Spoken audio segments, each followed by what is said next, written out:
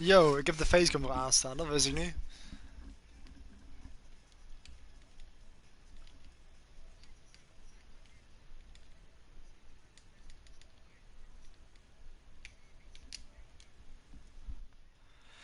Oké, welkom bij F1 2022. En welkom bij Crossplay op de F1 Games. Het is vandaag eindelijk gelanceerd met een soort van beta versie ervan. En we gaan dus vandaag voor het eerst Crossplay uitproberen. En ook onze eerste meters rijden op de nieuwe F1 game. Je hoort hier ook misschien een bekende stem op de achtergrond. Want ik heb de Twitcher van Team Marduk aan. Want nu dat we Crossplay hebben, kan ik proberen om misschien in een lobby te komen met hem. Want normaal gesproken speelt hij meestal op PC of Xbox. Maar goed, nu hebben we dus crossplay, waarmee we dus gewoon in alle lobby's kunnen komen. Gedeeld met alle platforms, zoals je kan zien aan de symbolen hierbij. We hebben Xbox, PC, PS4 en PC. Dus ik heb even Timo Mark zijn Twitch stream aan te kijken wanneer hij een lobby maakt. Wij hebben even zijn PC opnieuw moeten opstarten omdat de game meteen crashte of een error gaf toen hij een lobby probeerde te maken, omdat hij zijn mods heeft geïnstalleerd. Maar ik ga dus heel eventjes die Twitch hem aanlaten. En zodra ik erin ben, dan ga ik wel even naar mijn eigen stream, mijn eigen chat erbij te hebben. Maar goed, een beetje ongebruikelijk. Normaal doe ik vaak mijn eerste mates in een nieuwe game gewoon in Time Show of zo, of Grand Prix mode. Maar we gaan dus nu gewoon meteen online. Vanwege Ben, basically.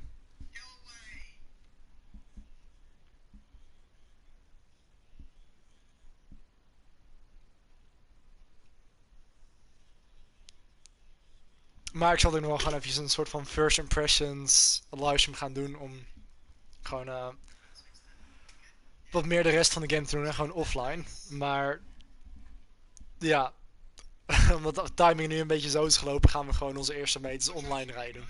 Gaat sowieso goed komen. Ik pak zo ook even de chat erbij trouwens. Maar één moment.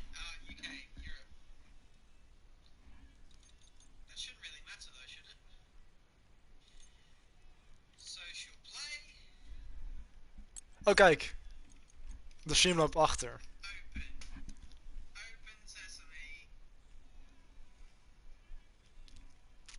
Please zeg me dat dit lukt. Ik heb trouwens ook nog niks aangepast aan mijn coureur of zoiets. Dus ik heb nog gewoon default skin, default helm, al die dingen. Please! Nee! Deelnemen is mislukt. Zo kan je niet zijn.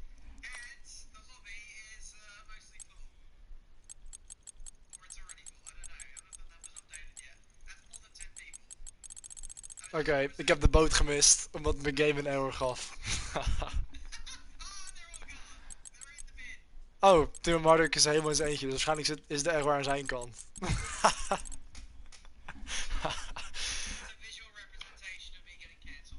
Ja, inderdaad.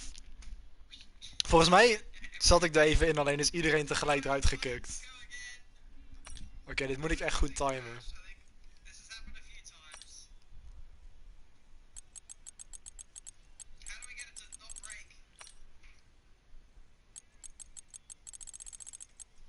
Bro, het staat helemaal niet bij.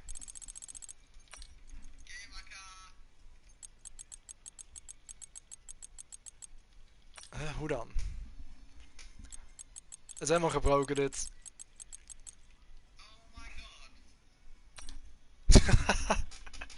Oké, crossplay begint goed.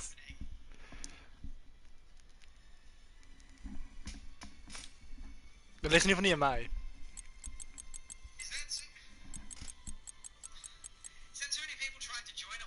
Waarschijnlijk wel. Waarschijnlijk is dat het gewoon.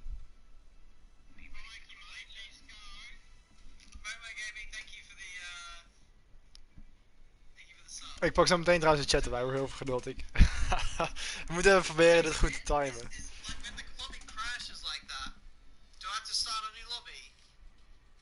Ik weet niet of dat helpt. Misschien is het gewoon te gebroken.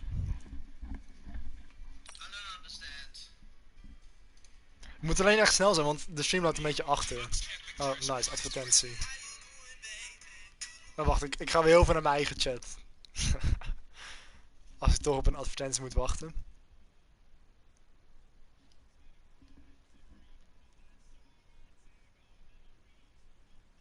Yo, Max.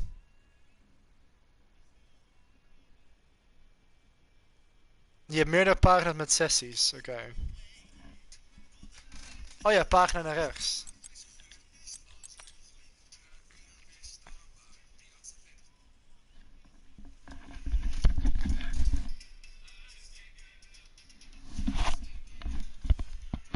Hopelijk is de muziek niet te hard trouwens, want ik had mijn headset nog niet op. Bro, 3 advertenties.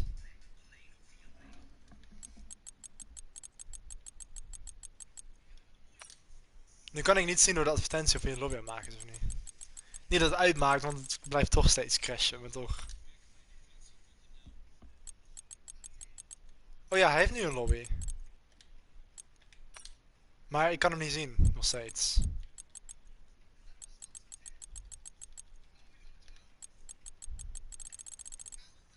Waarom kan ik hem niet vinden dan? Nu werkt het wel en nu zit ik er niet in. Maar ik refresh hem steeds en hij staat er gewoon niet bij. Oeh. Hier zouden toch alle lobby's moeten staan? Hier zouden alle lobby's... Oh ja, maar nu zijn er al te veel mensen in sowieso. Waarom stond hij er dan net niet bij? Waarom showt het niet up? Nu is het sowieso al vol. Let maar op. Hoeveel mensen zitten erin? Ja, 22. Waarom? Waarom game? Ja, deelname... Oh my god, ik haat F1 22 nu al. Ik heb echt spijt dat ik dit spel heb gekocht.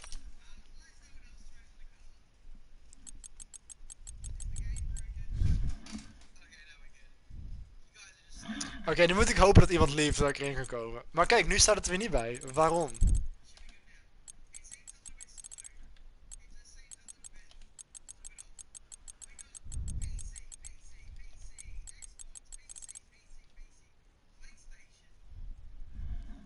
Er is...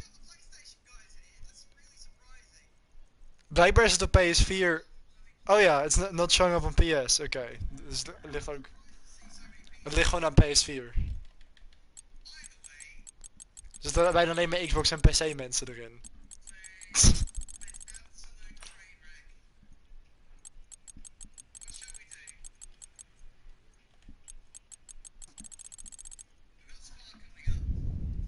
Even naar mijn eigen chat. Ik ga weer, ja, is goed.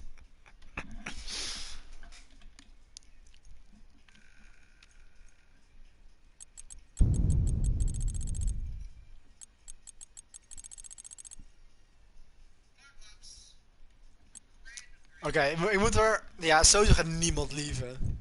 Want het is een Tier White lobby. Maar als er iemand lieft, dan... dan moet ik gewoon proberen snel te zijn en hopen dat de lobby erin komt. Ah, waarom showde het niet up op PS4? Het staat er weer gewoon niet bij. Maar net even wel, maar toen join ik... Net helemaal aan het begin had ik een perfecte timing. Alleen toen was de lobby geglitcht en kreeg je Tier White zelf een error.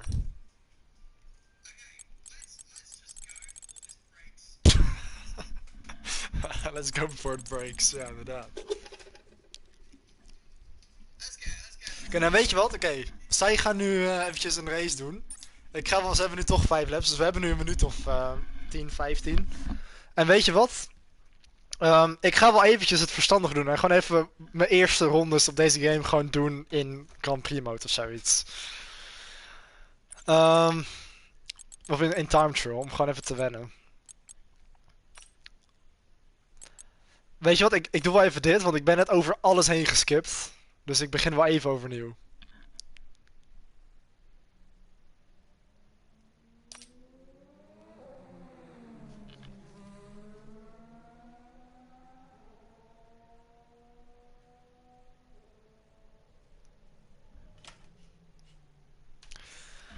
Oké.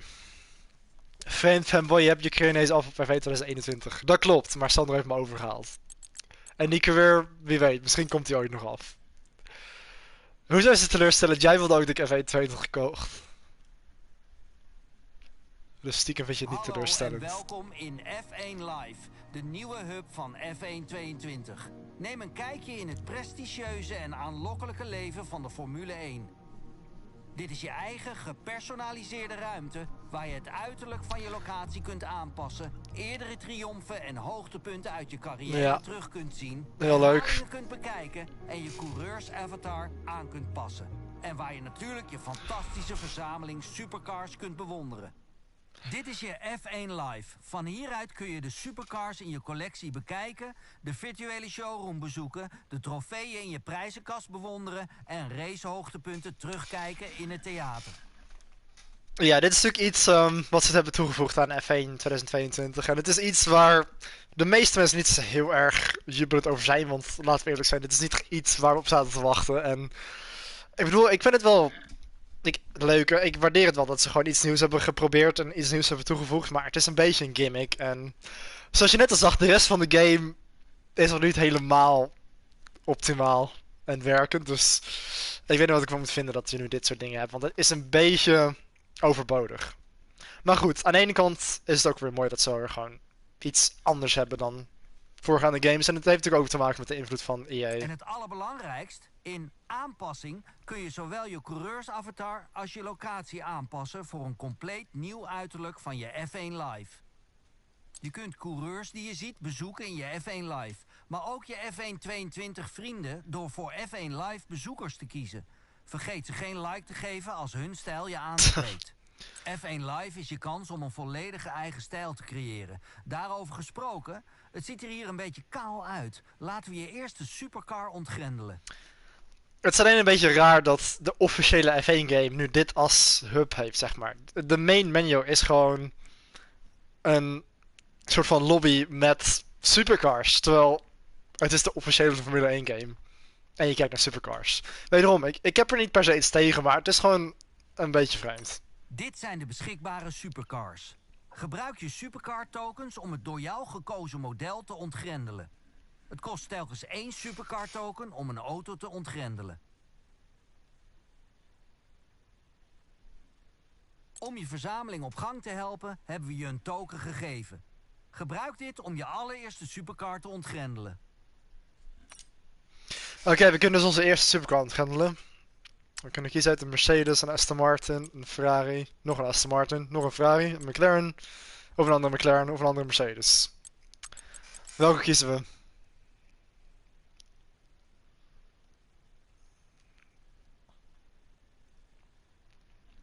Ja, ik ga wel even time tunen inderdaad.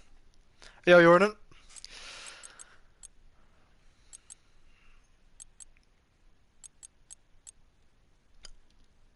Het laatste Mary, oké.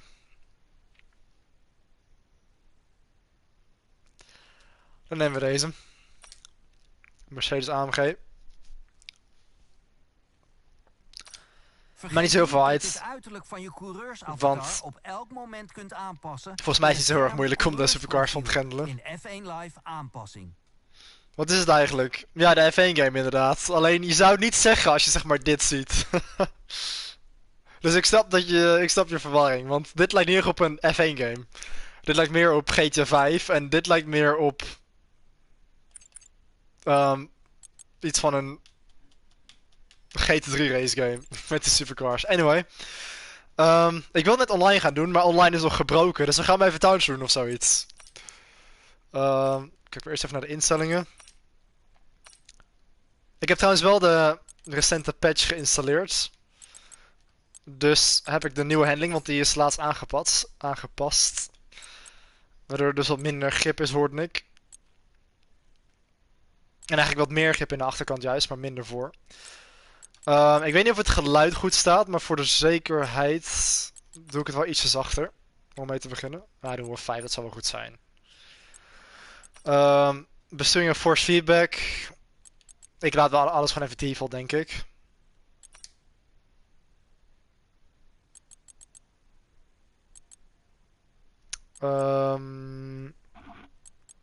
Ja, we laten het maar gewoon even zo. Ik kan het wel daarna gaan aanpassen. Ik denk dat ik iets hoger ga zetten, maar we'll see. We gaan maar eventjes gewoon de baan op en kijken hoe de besturing is in F1 2022. We hebben nog wel de aanpassingen natuurlijk ook, maar dat laat ik nog even hoe het is, I guess. Behalve misschien mijn nummer. Aanpassing. In het scherm aanpassing kun je de kleding en accessoires van je coureur wijzigen. Zowel vrije tijds als racekleding. Waarom heb je zoveel haat op het spel? Ik heb niet echt per se haat. Ik point alleen gewoon wat dingen uit. Behalve aan de menulooks kun je weten wat F1 game is. Ja, oké, dat wel. Mijn 4 geeft het op. Sorry, je bent natuurlijk een assen. Je kunt je F1 live aanpassen. Van de kleur van de muur tot de stijl van je meubels. Geef je verbeelding de vrije loop. De kleuren van de muren en de stijl van de meubels doen we later nog wel. Profiel, badge en het uiterlijk van je spelersauto's aanpassen. Even kijken, coureursprofiel. Avatar is wel goed. Doe wel even mijn land op Nederland. Als ik die kan vinden. En mijn nummer. Om 93. Oké, we gaan even de baan op. Even kijken, solo. Tijdrit. Ik neem wel de Red Bull om mee te beginnen. Welke baan zal ik doen?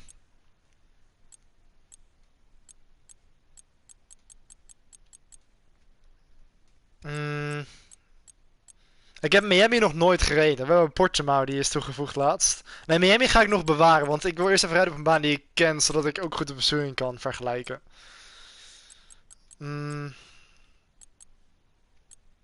Ik doe wel...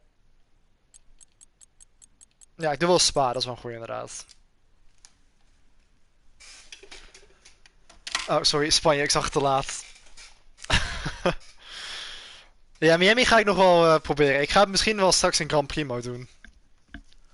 Maar ik wil eerst even een rondje time doen, gewoon op een bekend circuit. Want Miami ken ik totaal niet. Dus daar ben ik ook nog echt heel langzaam. En Tim Marnik zit nu in ronde 3 van de 5. Ik ga zo meteen proberen die lobby weer in te komen als hij weer terug in de lobby is, zeg maar.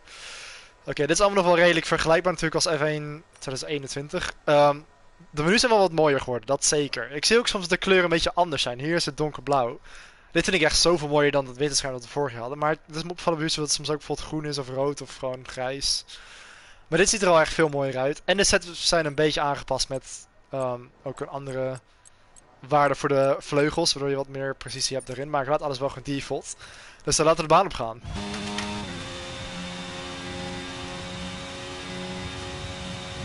Ik heb alleen nog wel die lijn aan. Oké, mijn stuur werkt wel.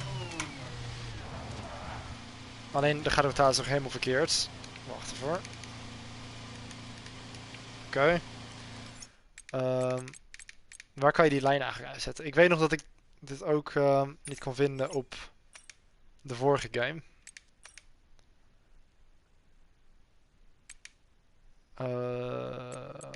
Ik doe wel die ghost even uit. Oh ja, dit was het denk ik.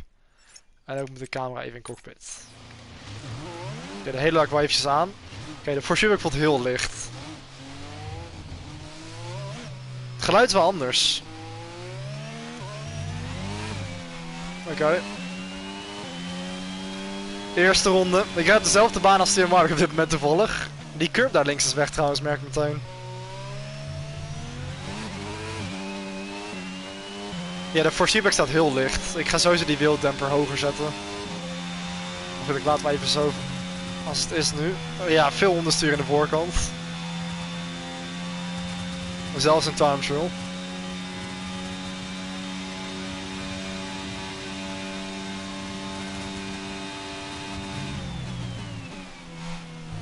Maar op zich, het voelt best wel redelijk. Wel al meteen een corner cut.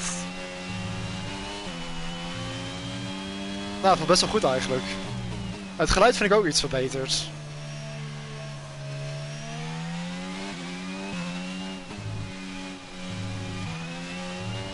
Ja, de Force voelt eigenlijk best wel fijn. Het is een beetje licht, maar je voelt wel de details op zich. Nu zit ik ook te wijd.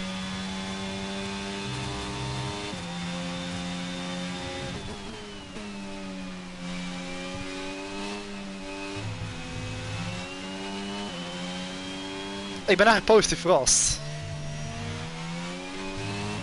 Er is op zich best wel veel grip achter. En voor valt ook mee met die gesimplificeerdere downforce. Het heeft alsnog best wel veel bite in voor. Nu is het wel een time trial met SOS natuurlijk, maar toch. eigenlijk straight away. In deze eerste ronde voelde het best wel vertrouwd eigenlijk.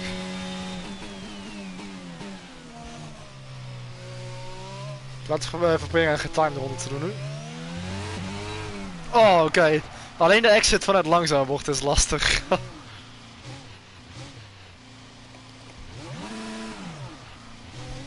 Maar op hoge snelheid voelt het wel goed. Oké, wheelspin is wel merkbaar uit lage versnellingen.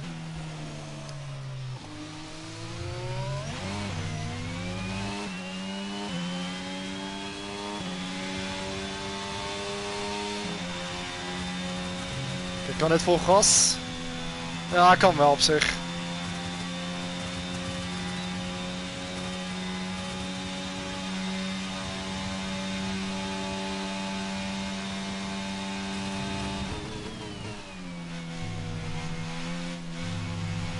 Oh, weer sta ik hem af bij hetzelfde punt.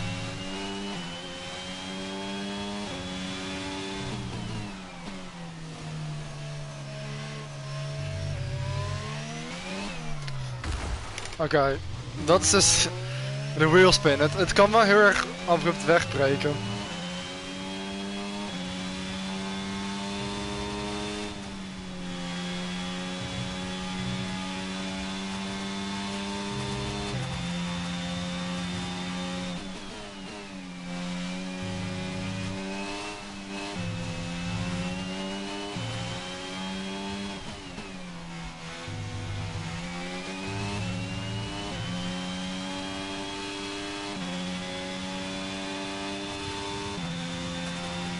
Ja, we proberen wel in onze derde poging om dan een ronde te zetten die ook daadwerkelijk geldig is.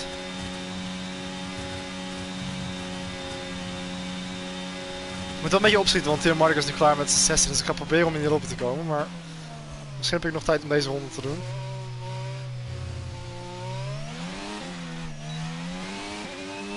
Ja, het wordt alleen even wennen om te wennen aan de acceleratie uit langzame bochten.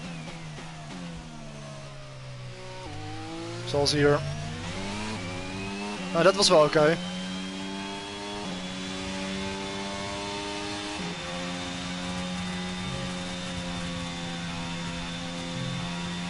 Ja, je merkt wel dat de voorkant gewoon wat minder direct is. Ook daar, je voelt een beetje de voorkant wegglijden. Het is echt duidelijk onderzoek wat je voelt, maar niet per se op een vervelende manier. Daar kan ik wel aan wennen.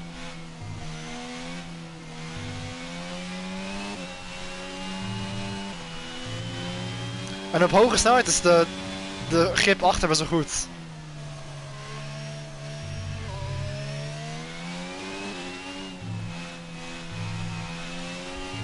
Ja, ik kan hier best wel aan wennen. Ik denk dat deze besturing me best wel oké ligt.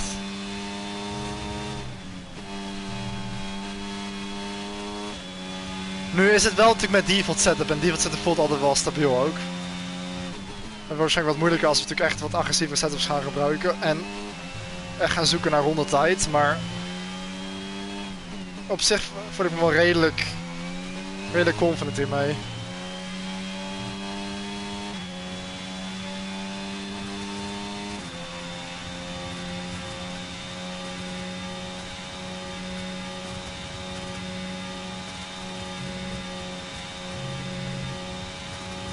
Oké, dat is op chicane.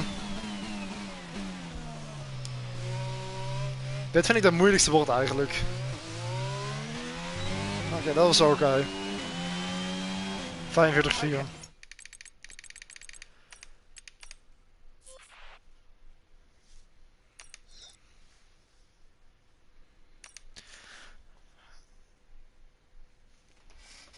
Wie gaat team van het worden van Ocon aangezien Piastri naar DTM gaat? Gaat Piastri naar DTM? Dat heb ik gemist. Wacht even hoor, ik heb even haast, want ik ga proberen in een lobby te komen. Alleen... Oh wacht, er zitten 20 mensen in. Ja, dat klopt, want er kunnen natuurlijk 2 spectaten denk ik. Want net zaten er 22 in. Oh wacht, huh? Is het geglitcht of wat? Er staat nu 11 bij. Even snel, oké. Waarschijnlijk kan ik niet eens zien omdat PS4 geglitcht is met crossplay, lijkt het. Even kijken. Ja, ik kan niet eens zien.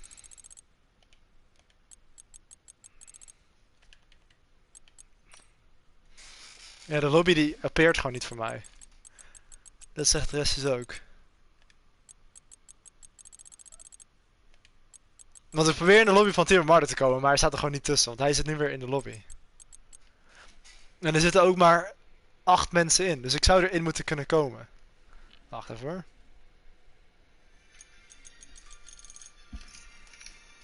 Hij is de settings aan het aanpassen. Oh, hij deed een custom grid.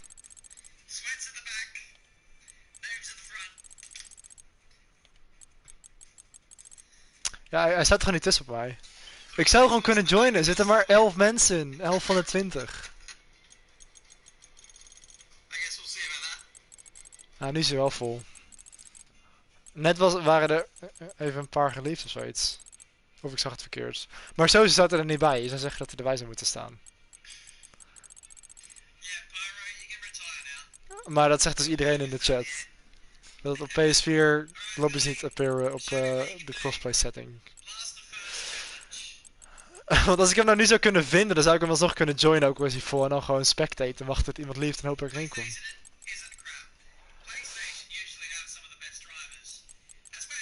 Maar ik denk dat ik moet opgeven om nog in de lobby te komen.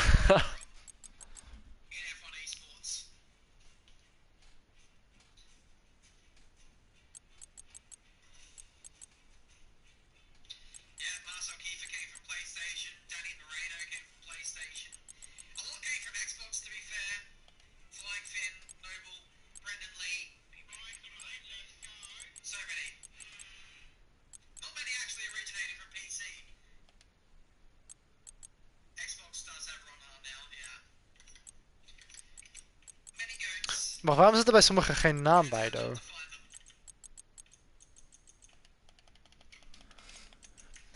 Hey Yannick. Oké.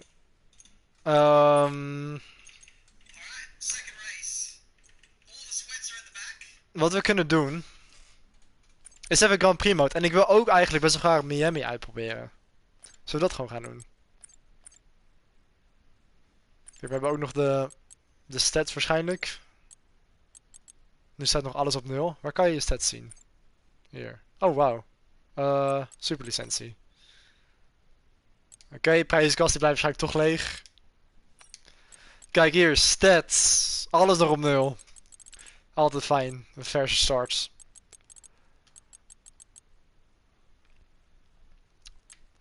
Voorvleugels vervangen wordt een hoog nummer. Oké.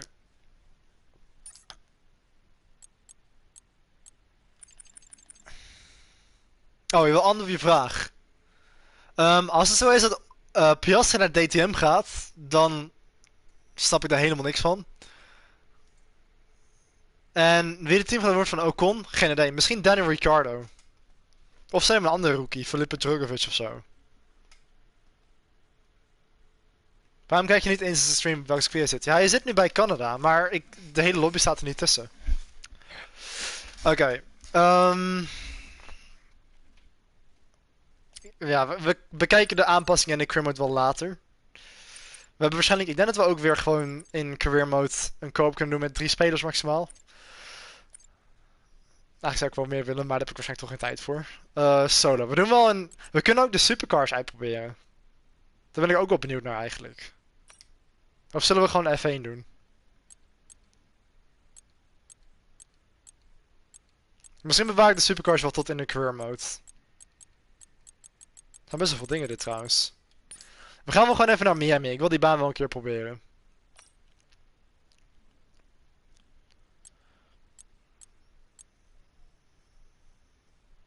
Miami. Het rijdt als een boot in supercars. Ja, dat dacht ik al.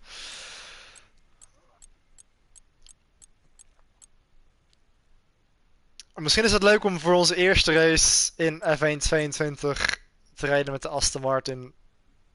En met Sebastian Vettel, aangezien het zijn laatste jaar in de Formule 1 is.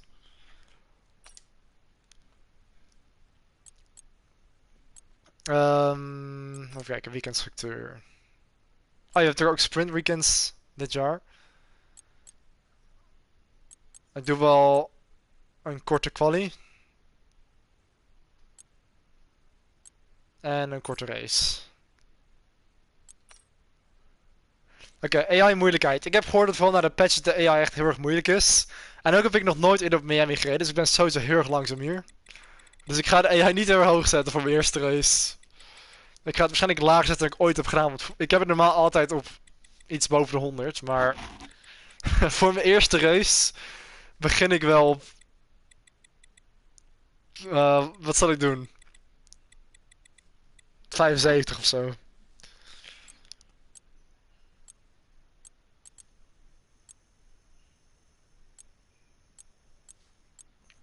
Oké, we doen het wel zo.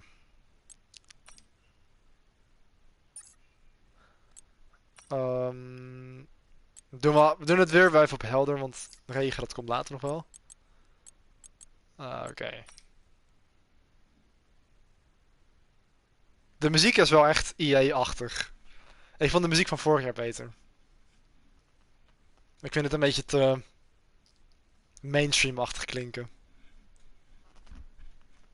En te karakterloos, ik weet niet. De muziek van F1 2021 vond ik echt mooi.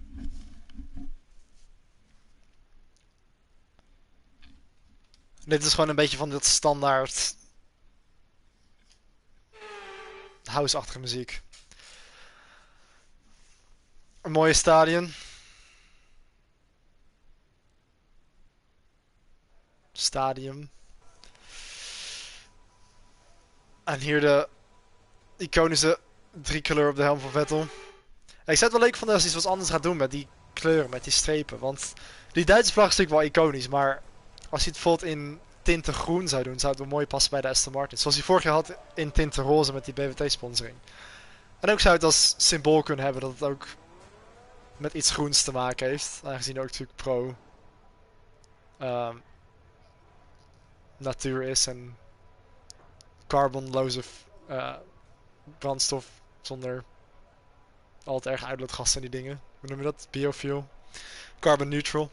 Of iets met... Omdat hij zei dat zijn favoriete kleur blauw is, moet hij ook een keer blauwe strepen doen. Dat zou echt mooi zijn. Anyway. Laten we gewoon eens voor het eerst gaan rijden hier op Miami. Ik kan nog altijd niet dat Miami. Ik kan deze baan ook niet, waarschijnlijk want ik ken hem niet. Ook heb ik natuurlijk wel de race hier gezien en wat YouTube video's, maar ik ken hem totaal niet uit mijn hoofd. Setup lijkt wel lekker default. Oh ja. En we hebben een nieuwe engineer, Mark Priestley. Jeff is weg, eindelijk, en we hebben nu Mark. En ik denk dat ik deze wel veel fijner vind eigenlijk. Zonder disrespect naar Jeff.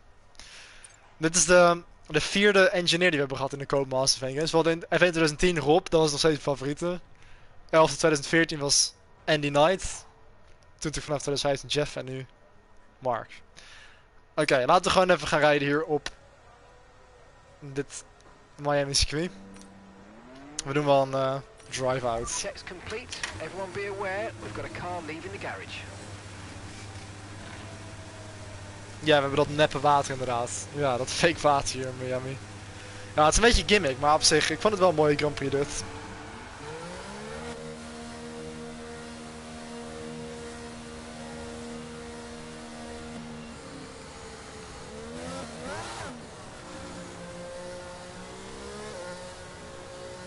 Heel veel ook mijn sensitivity aanpassen trouwens. Ik hoef geen flashback te gebruiken, dankjewel.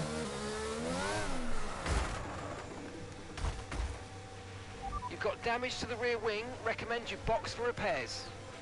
Oké, laten we toch maar een flashback doen. Oh mijn god.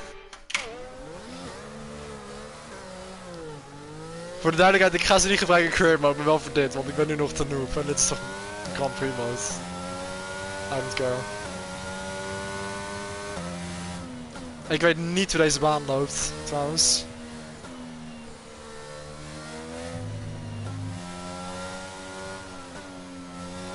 Oké, 5 kijkers gaan zien hoe incompetent ik ben op dit circuit. Are you okay? That was a nasty hit. Turn the engine off and wait for the marshals.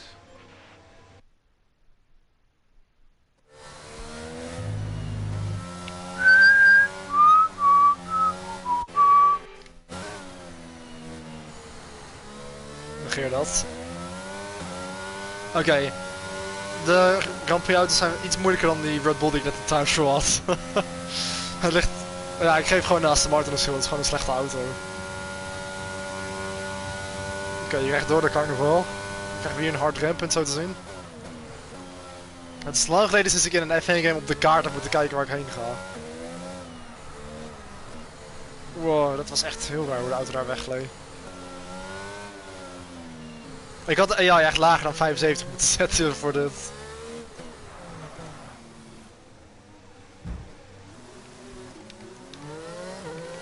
Oké, ik weet niet hoe ik daar geen schade van had.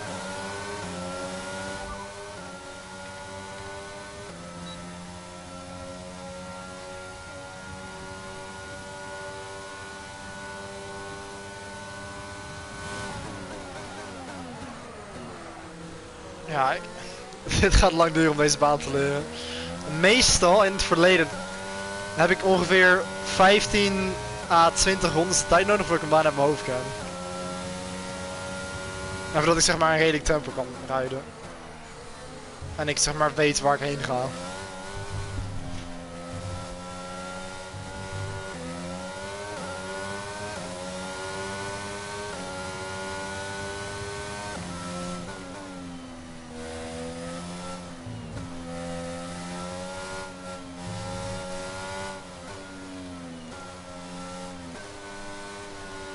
Ja, ik had de AI waarschijnlijk beter op 31 kunnen houden.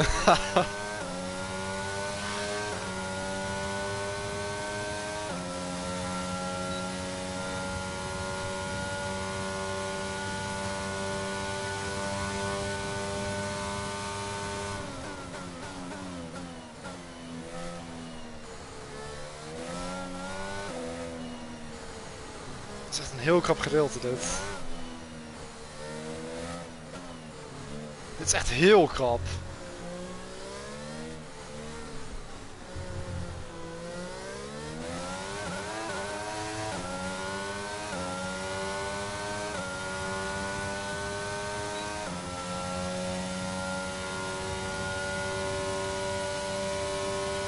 Oké, waar is het rempunt voor dit?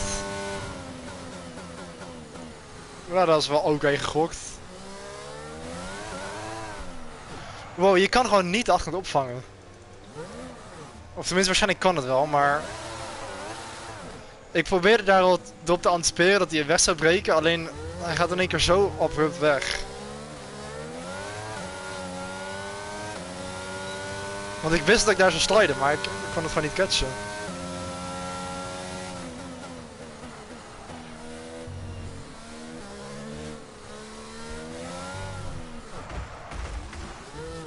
Oké, weet je wat? Ik heb een ronde gedaan. Ik ga even de AI aanpassen. Want voor mijn eerste race heb ik een lagere AI difficulty nodig. Ik denk dat ik echt onder de 50 moet gaan.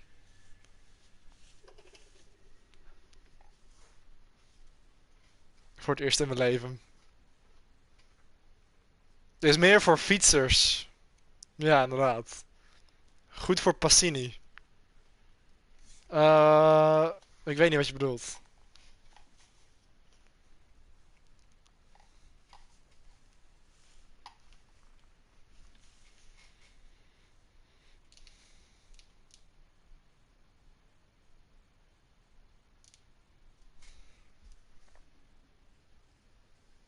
Motor heeft met deel 61. Oh my god. Hoe weet je dat nog? Ja, nu je het zegt. Ja, nu je het zegt. Inderdaad. Zo, kan ik me iets van herinneren. Even kijken waar Tim Mark is in zijn Twitch stream.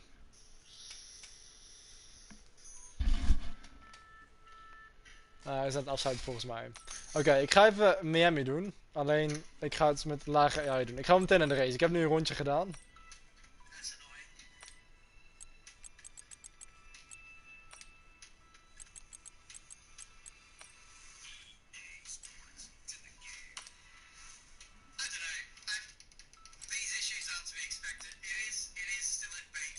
Oké. Voor de AI. Wat zal ik doen? 50? Kan ik dat aan? Ja, 50, dat moet toch kunnen. Ik ga op 50. Oh my god. Oh, ik ga nu wel heel ver terug.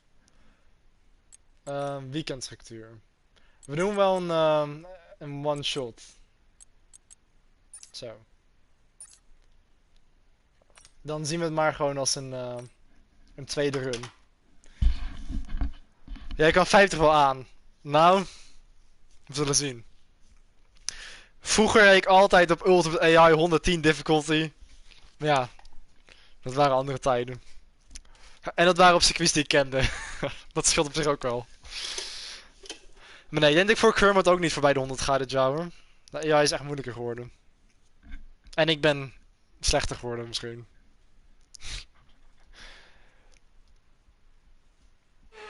Vroeger was het nog echt tryhard. Ik kon nog top 100 tijden rijden in Time Show en F1 2013 en zo. Altijd gewoon winnen op de hoogste AI met de langzame auto. Maar ja, dat lukt ook tegenwoordig niet meer. De games zijn gewoon moeilijker geworden. Zelfs Jarno Opmer heeft moeite om uit Q1 te komen zijn Chrome met de 110 AI. Het is echt niet normaal hoe snel de AI is geworden. Ja, klopt. Vroeger was hij nee, dus kon ik nog tryharden, ja. Misschien komen die dagen ooit nog terug. Oké, laat ik proberen een clean ronde te rijden hier op Miami. Het gaat een hele langzame worden, want ik ken het waar nog steeds aan mijn hoofd, maar... Misschien aan het eind van de race van 500 straks weet ik het een heel klein beetje.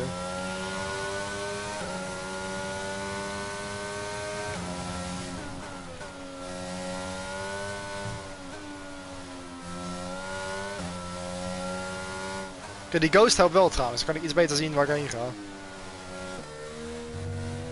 Maar zie je, ik kan zelfs de 50 AI niet bijhouden.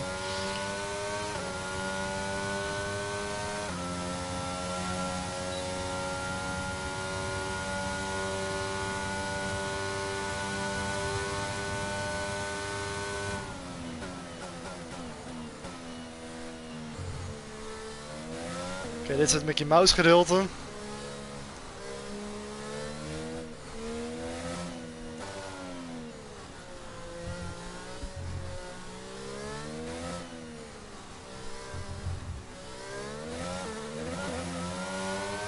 Kijk, in ieder geval hebben we geen muur geraakt.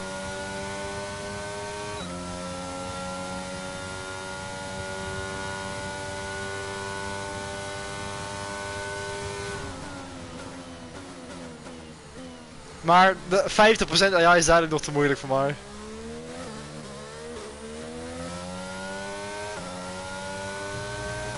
Oké. 1,35. Oh, we zijn 17. We zijn niet eens laatste. Kijk, dat is op zich wel realistisch voor een Aston Martin. Waarom ben ik Lance Stroll? Bro, ik wilde Vettel zijn.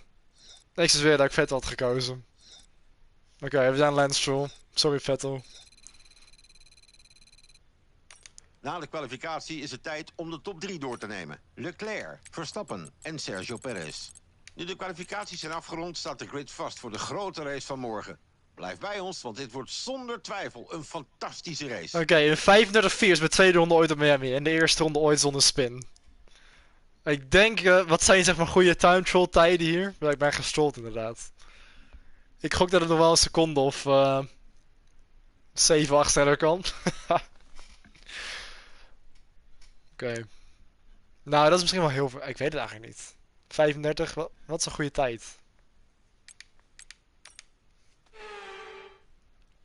Ik bedoel, ik had geen spin. Ik ben alleen gewoon heel langzaam. Het is weer tijd om te racen. Het zou vast wel 8 seconden zouden kunnen. Zeker het wereldrecord. Naar de eerste bocht plaatsvindt.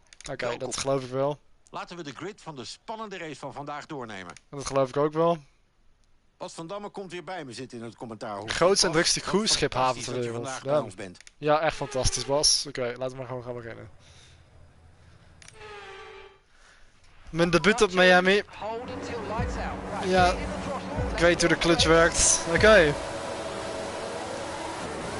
Eerste race op F1 22. Oh, wat een wheelspin.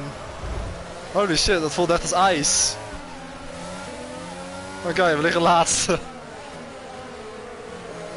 Nicolas Latifi en Guang Yu zijn ons voorbij.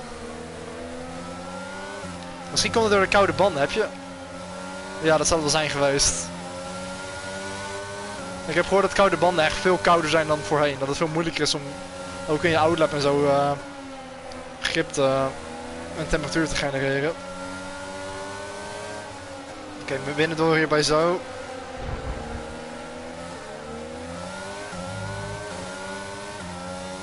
Ik doe trouwens misschien zo eventjes die Halo column uit. Om iets beter zicht te hebben.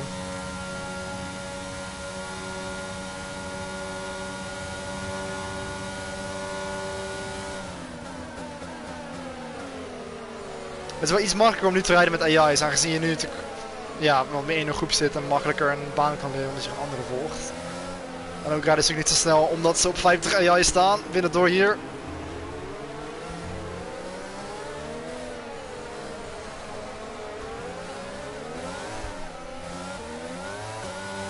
Ik weet nog niet waar mijn RS-knop zit. Oh, daar. Oké. Oh ja, je hoeft hem nu niet in te drukken. Ik kan hem gewoon aanklikken zoals normaal. Ik had het op de vorige game dat ik hem gewoon... nou ja, laat maar.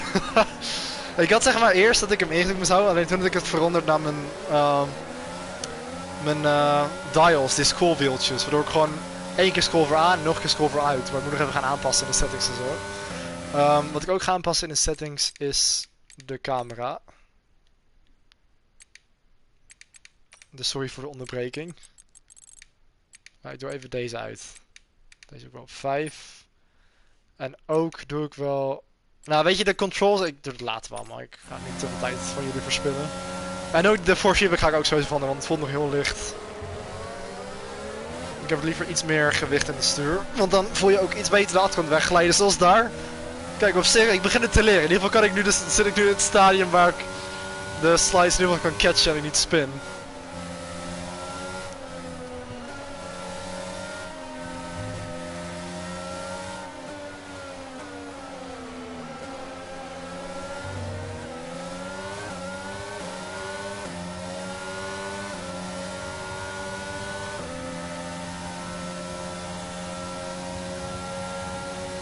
Oké, gevecht tussen de 2 Aston Martins. Ik ben er door hierbij, Sebastian Vettel. We krijgen de ruimte. Dat is P15. Wauw. Oké, dus dat was... heel apart. Ik schuiver er naar 3 en... wacht. Oké, ik ga het even analyseren. Ja, oké. Ik shortshift en ik verwacht dat ik gewoon genoeg gas kan geven omdat ik geshortshift ben, maar precies bij het punt waar ik naar rechts ga, dan breekt het in één keer weg. Alleen ik reageer ook wel later met, ja, oké, mijn fout. Dat is gewoon het wennen aan de physics. Dat is ook het wennen aan de physics.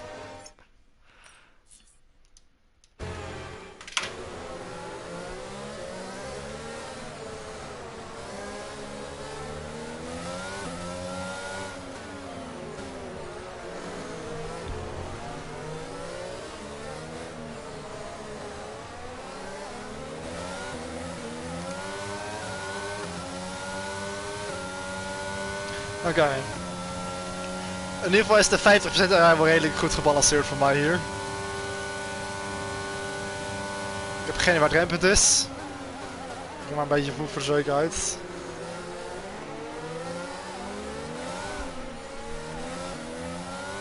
Oh, ik zit echt nog niet eens in de buurt van vol gas en hij breekt weg.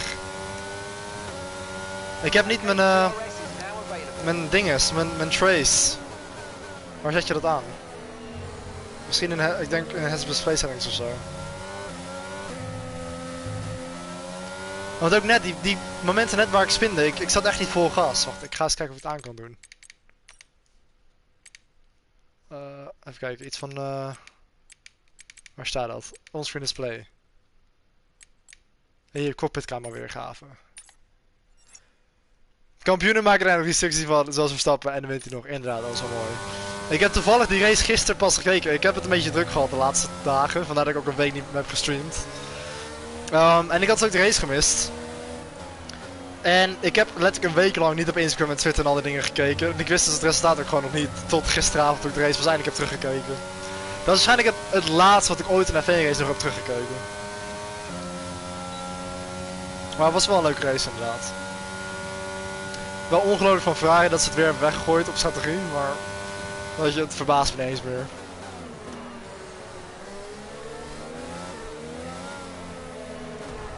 Ja, oké, ja. Dat is de 50% AI. Ik kan mijn flashback knop niet vinden, dus ik doe het maar even zo. Daar ging mij dus gewoon een beetje te langzaam. Maar dat komt omdat ik de AI te laag heb staan. Ik kan niet klagen. Nou, doe ik bijna weer gewoon hetzelfde.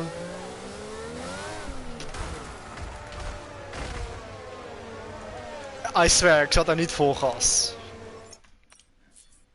Oké, gelukkig hebben we nog de pre-season test voordat SRL begint. Want ik heb echt meer mates nodig en meer uren op dit spel voordat ik een beetje in de buurt kom van vertrouwen hebben.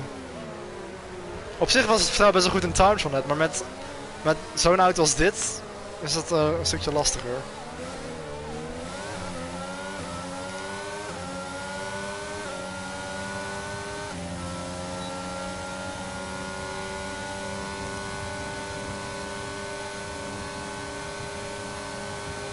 Buitenom. Magnussen verdedigt het. Ik blokkeer.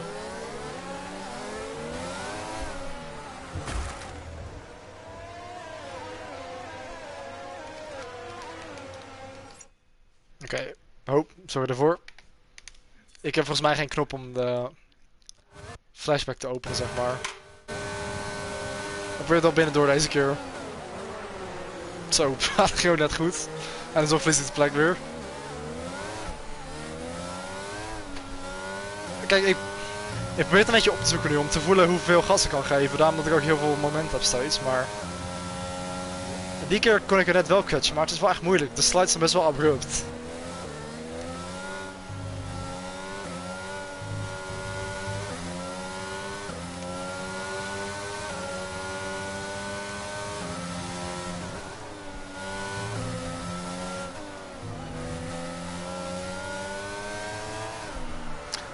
Zelfs dat ik hem daar verlies. Dat is verrassend. Ik heb waarschijnlijk nog nooit zo lang gedaan voor iets van 5 rondes, maar...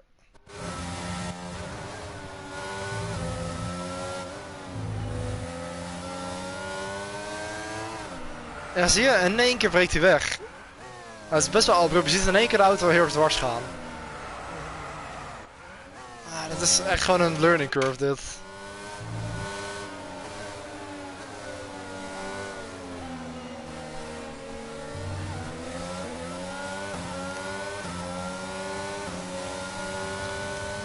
Zet je control uit. Ja, het staat uit. Duidelijk.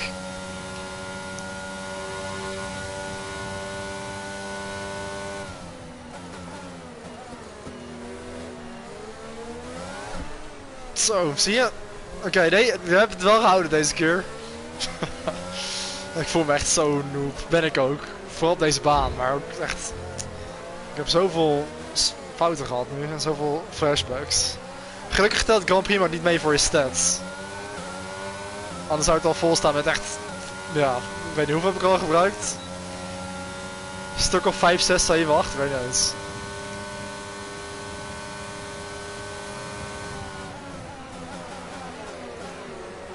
Kijk, mooie inactie eindelijk een keer. Oké, laatste ronde. Laten we een clean laatste ronde doen hier.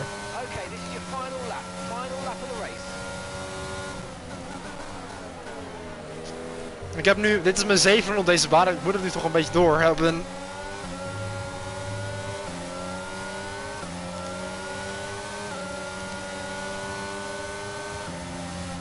Binnendoor. Oh, ik krijg niet zo heel veel ruimte, dankje Tsunoda. Maar we houden het gewoon.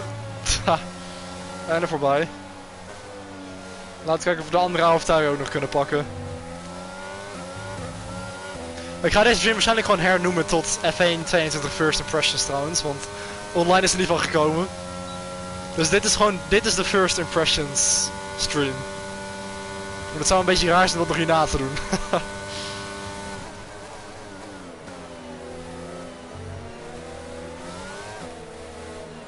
Oké, hier weer het fietspadgedeelte, zoals we het maar zullen noemen.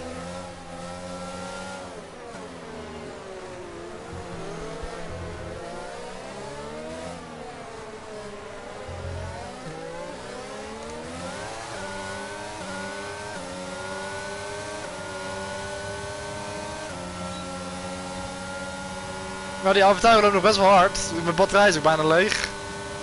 Kijk, hij loopt gewoon van ons weg. Maar we kunnen hier wat later remmen. Zelfde moves op Magnussen. Nou, dat is P12 hier. En onze eerste is op Miami. Nou, we hebben de finish gehaald, maar wel na een heleboel flashbacks. Oké, nou dat was mijn eerste race op 1.22. Ja, oh ja, grapjes mogen zeker in deze teleurstellende stream. Het is er gelukt. Ja, dat is het zeker. Een overwinning hier in het Miami International Autodrome. Ja, heel leuk Leclerc.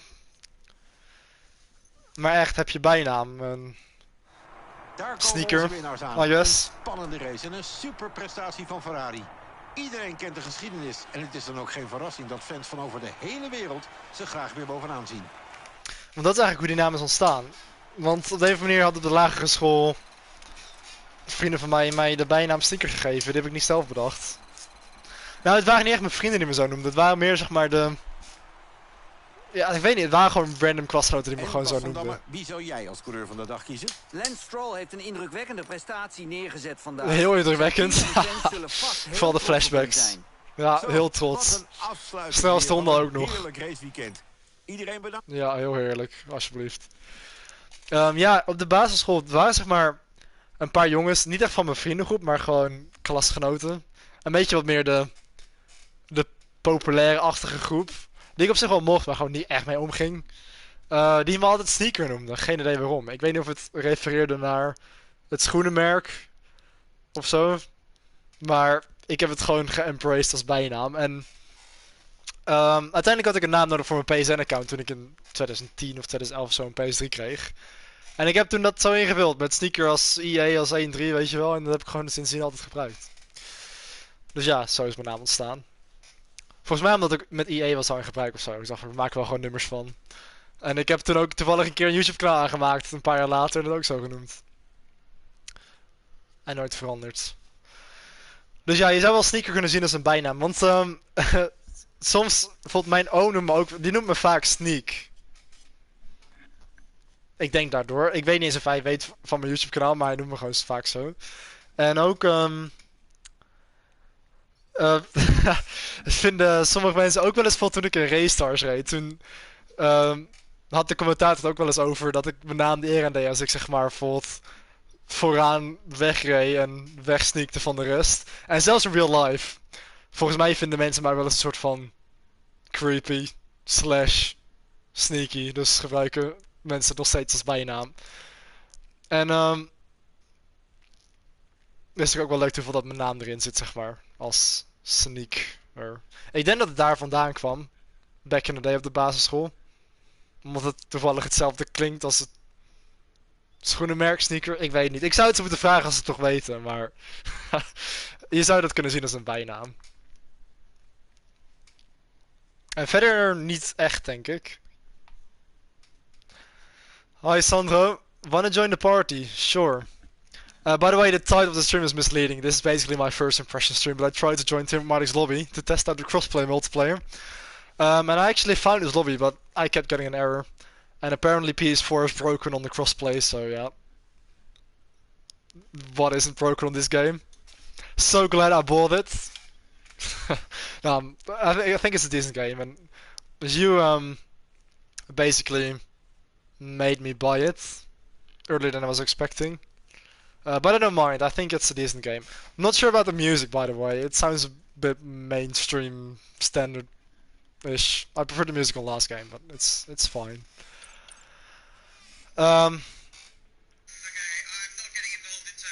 Theomatic is still in a lobby, but for some reason everyone in the chat keeps saying that now, after they got an error, the lobby just doesn't show up anymore. So I just checked and it also doesn't show up anymore for me. So I think I have to give up on my dream of joining his lobby because it just doesn't show up in the session list. And even if it does show up, it's probably full anyway. Oh wait, it does show up, look at that. 19 people. Please. Can I get some luck?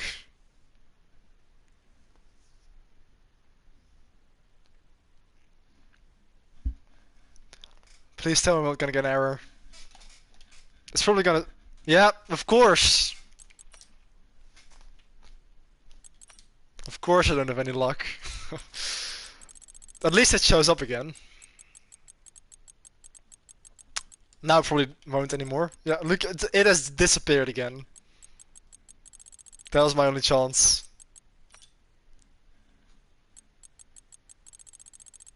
Yeah, it doesn't show up anymore. What was that name? Goatee Enjoyer. What a name. Flawless Monkey. For some reason I love reading usernames.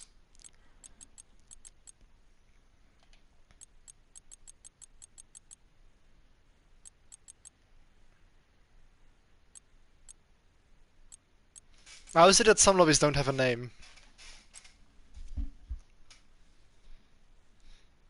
Wait, is one of those lobbies maybe his lobby, but just that this glitch with the name disappears or something? No, surely it's not. It's probably like lobby where maybe the host is left or something. I don't know. I'm gonna check it one more time.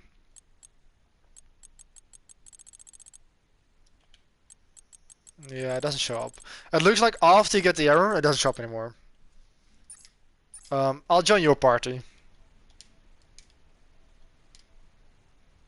I didn't even see the notification actually. Wait, I am downloading something? Oh no, I was uploading something. Hopefully my stream is right because I'm actually uploading while I'm streaming. So...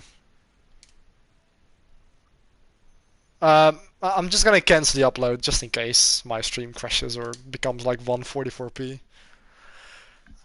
Have I joined the party yet? I don't think I have. I'll join it now.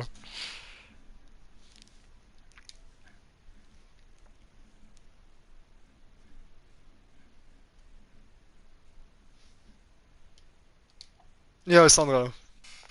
How are you doing? I'm doing good. How about you? Yeah, also pretty good. Nice. First of all, because we're just talking about the menu music, you can actually change it in the settings as a specific streamer mode, because obviously the track list is gonna get you copyright issues. Oh yeah, I see. So that you can actually switch to a more traditional menu music. Oh, okay. Yeah, it says like theme. I think that's like... Oh, okay, I'll switch it to that. Oh yeah, I actually prefer that, I think. Yeah, me too.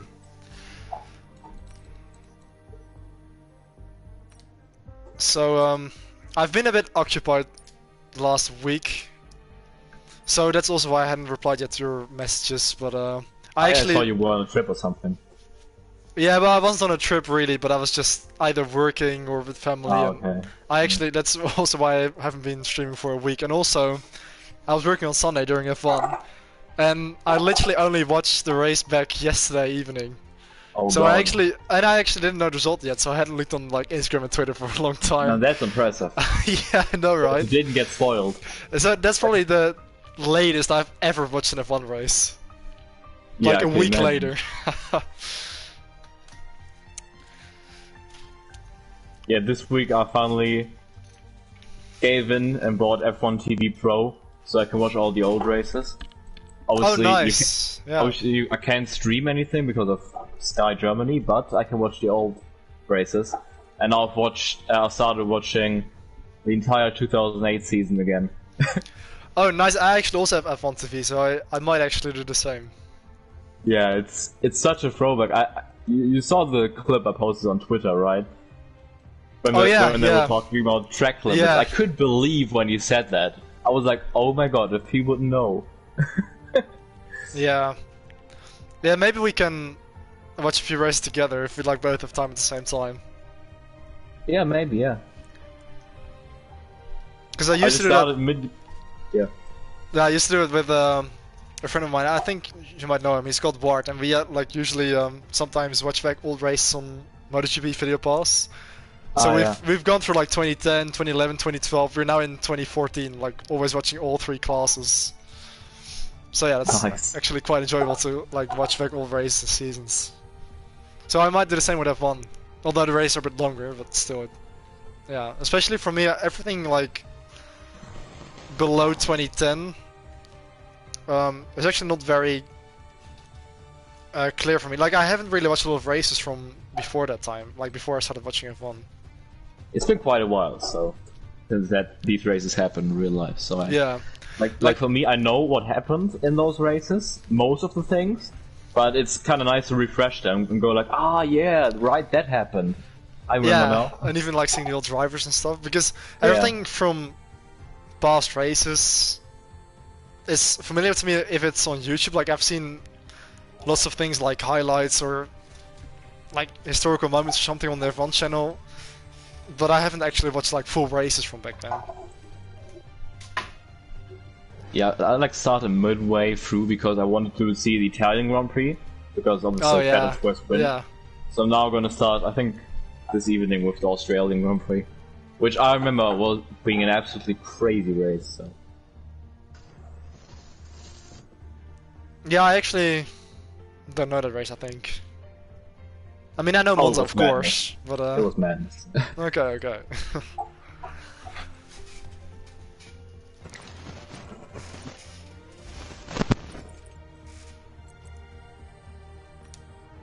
That Monza race was so funny because there are so many things that nowadays just wouldn't happen. It's like, with like 3 laps to go, there was a collision in the last corner. And there was literally an entire, like the half of the front wing was laying in the middle of the racing line for the last 3 laps, and it wouldn't throw a safety car or anything. It would just drive through it. Yeah, it's not so even that dangerous. long ago. Yeah. No.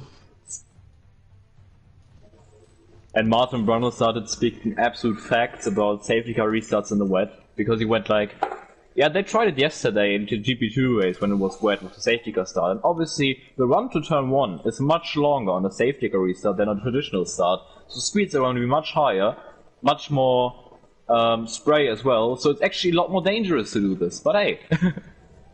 And he was so right. Yeah, he's dead right.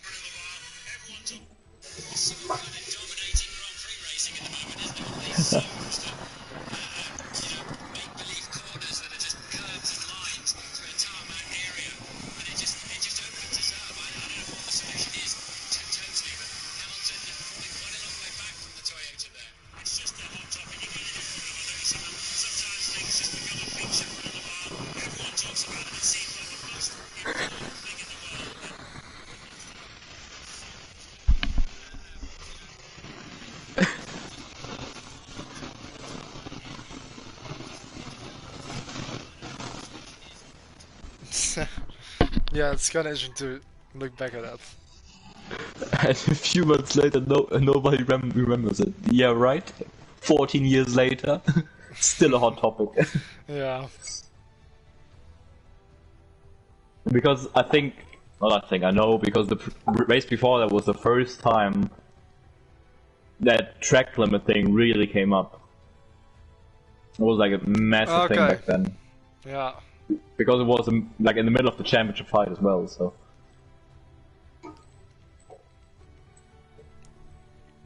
Yeah. So did they already use like 5-second penalties like we have now for track limits? Nah. They were worse. A lot worse, like half a minute penalties or something. Oh wow. They went crazy on it.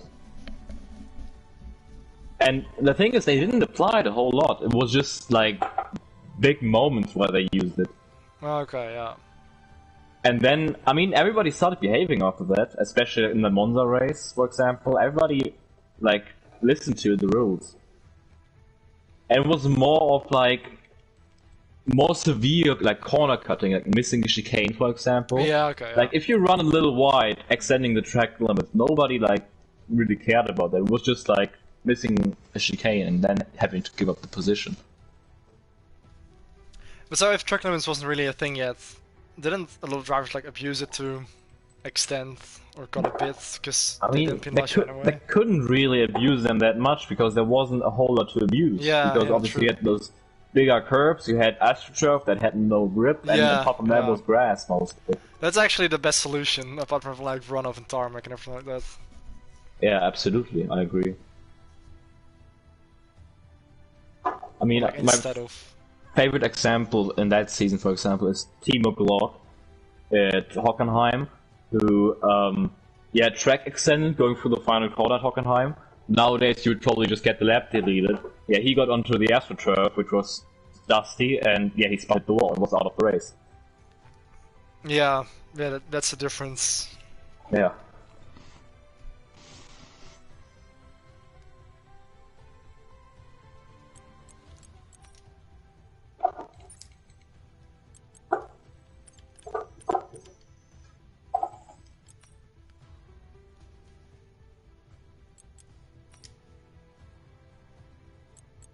And I've been looking into the game store every single day to see if there's a new helmet coming up, because I got enough coins to buy one. There hasn't been a helmet in like 2 weeks, I feel like.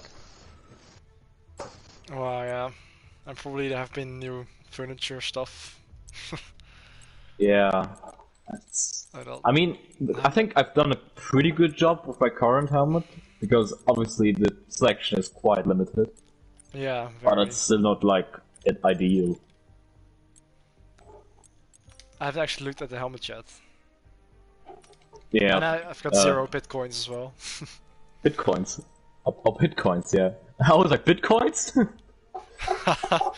Yeah, that's what you call it, right? It's bitcoins, yeah, but I understood bitcoins. Oh, yeah, I also have 0 bitcoins. I was like, oh, you're investing in F1. Wouldn't be surprised in this year's game. Yeah.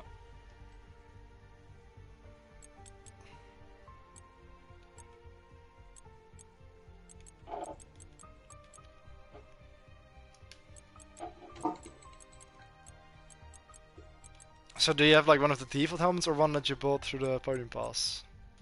I think I got one of the standard ones. Oh yeah.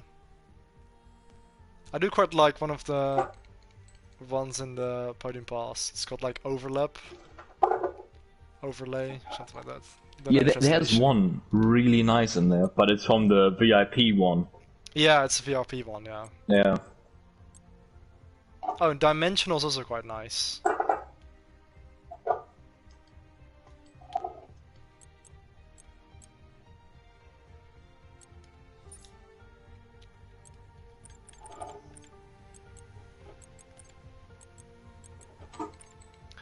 For some reason, I do quite like the sound when you scroll through the menu. I don't know why. I get what you mean. I'm currently trying out some new braking points at Bahrain, but this track is so frustrating, because obviously getting on the power has gotten a lot more difficult in this year's game. And yeah. Bahrain has a lot of tricky acceleration zones, like exit of turn 1, for example. Yeah. This track is so difficult. So did the traction get worse or better with the patch? Because I obviously didn't drive with the previous version of the game. I would not say that it has changed at all. Okay, so it's not that different, the handling? No. Okay.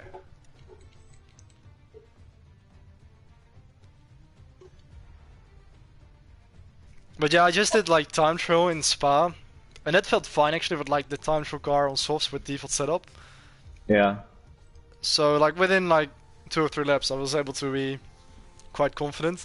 But then I tried out Miami with the Aston Martin Grand Prix mode, and that was terrible. Like my outlap with the Aston Martin cold tires was so different to time trial. I was just sliding on everywhere and losing the back end and spinning a lot.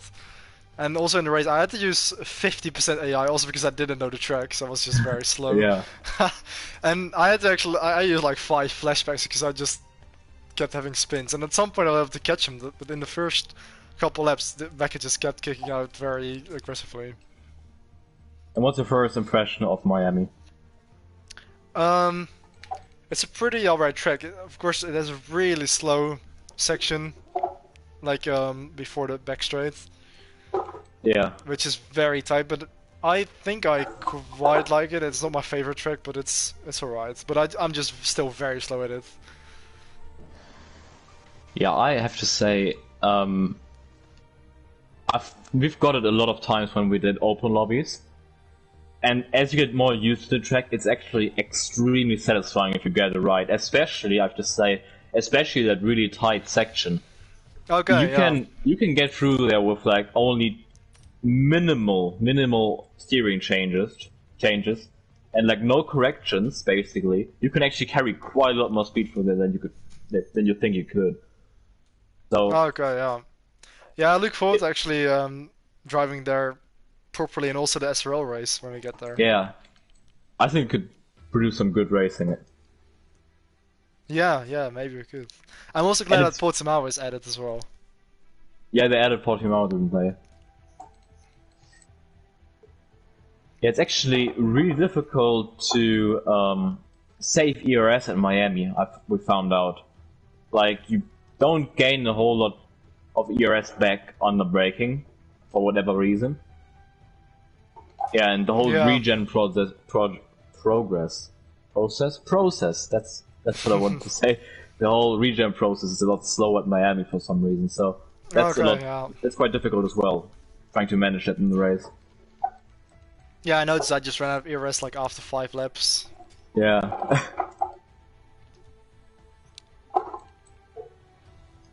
By the way, hi Luke here on the live chat. You have to enable crossplay in the middle. You don't actually have to, it's enabled by default actually. At least it was for me. Okay, let's look at the player customization. Oh nice, you can select 2 caps. Red or green. Oh, you can have headphones.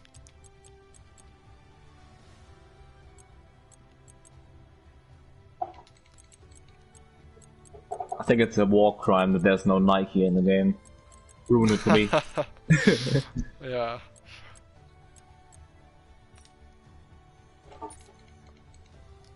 Well, I mean, I get it. Puma is like the official F1 supplier when it comes to like merchandise and clothes and even overalls and gloves. Yeah. So I get it. Wow, 4,000 bitcoins for a headphone. Makes sense, doesn't it?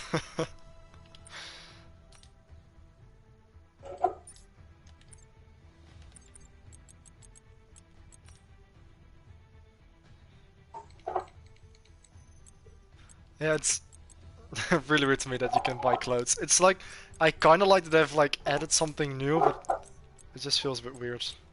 Could have invested the resources in something more useful. Yeah, because it seems like there are already a lot of issues with crossplay, even though of course it's the first day, but still. I have to say, it's been a little more smoother than I thought it would be. Yeah, I thought it would be an absolute failure. Yeah, to be honest, you can't really blame it considering it's still in beta as well. Yeah, I mean, yeah, they're called beta, so it is what it is for now. At least it's a sign that they are trying it and they're actually working on it. Yeah, I do really like that they've implemented it. Oh, I've got a trophy. Looks good. Thanks. I just selected a new pair of sunglasses. Fantastic. So yeah, you basically have 2 things to choose from and everything, and all the rest is just locked with Podium Pass. Okay, a few more shirts. I'll take the blue one. I would like to customize it, like put my name on it or something. But you're really limited. Yeah. Or like put a number on it. Exactly. Like your own merchandise. Yeah.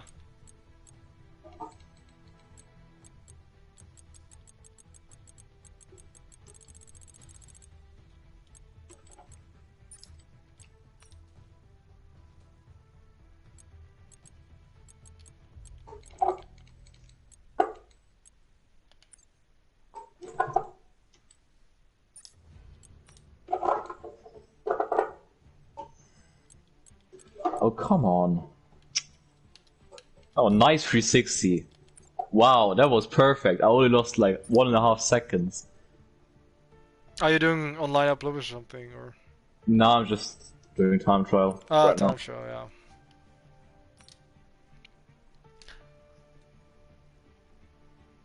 yeah. I'm trying to get a lot more stricter with my braking. I've kind of relied on, I don't know, the racing line maybe, because yeah, and now I'm trying to get used to having strict braking points, because I think that might improve my driving.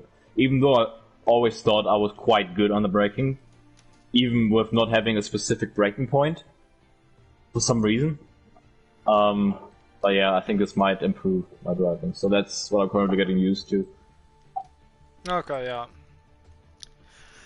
Yeah, to be honest, maybe if you would spend time getting used to no racing line, it could actually make you a bit quicker, I think. Considering the racing line in the game is often like based on a realistic line, but the physics of the game isn't always realistic, so sometimes it can be better to have a different line than a racing line, especially like in traction zones and stuff like that. And I know you actually use different lines, like also using more of the width of the track, like when you brake for a corner, when you exit. But I feel like personally the line distracts me a bit. That's why I turned it off like years ago. But of course you should use what you're comfortable with. But I think in some cases maybe it could, maybe influence your driving style and maybe. Maybe it does without me noticing, like. Because I felt like when I switched to no line, I started, of course, using more like reference points around the track and also looking further ahead into the distance, because you're not looking at the line, but at the corner that's coming up like a bit sooner or something. And I guess that you get a bit more creative and like trying different lines, and yeah, there's like no distractions. Yeah, I see what you mean. Because I've always like told myself I only use the line for braking, which I think I did, but you never know what like. Yeah. It might distract you from your driving, and you might get affected by a line even though you're not trying to. Yeah, exactly. So, yeah, that's what I kind of felt in myself.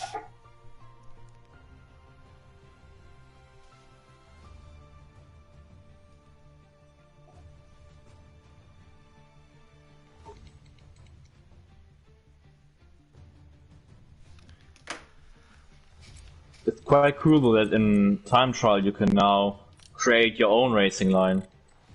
Like the like the line of your fastest lap gets like saved. Yeah, yeah. Yeah, I think that was last year too, but I turned it off immediately. Was it? Okay. I think it was, yeah. Maybe I never turned it on. For me, I think it was turned on by default, also in this game. Oh. But yeah, I guess that's kind of maybe helpful if you try different lines or try to learn a new track or something. Yeah, I definitely are. But then again, like when I do open lobbies, for example, I still gotta turn on the racing line because obviously, like, I haven't saved the reference points in my head yet for all the tracks. So yeah.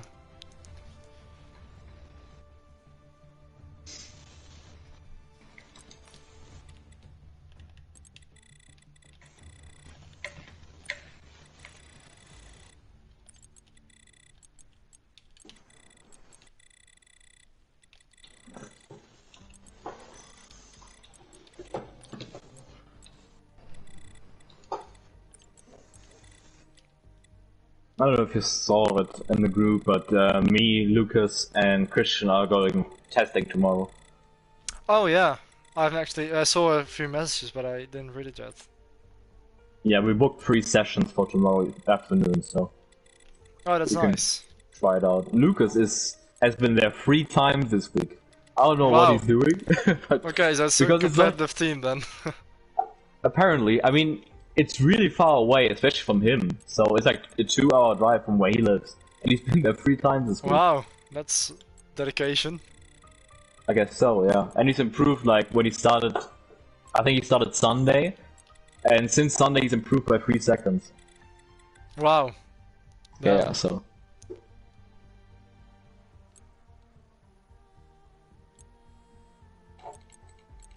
But yeah, it's also quite nice because that helps with. We're kind of being able to list our skill levels, so I can already, have a stint schedule, for example. Who gets the most time in the car during the race? Yeah. I mean, every driver has a minimum time that they need to spend in the cart. So. And what's the minimum?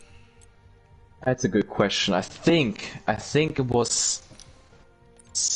Oh, yeah, that's a really good question. Oh well, never mind.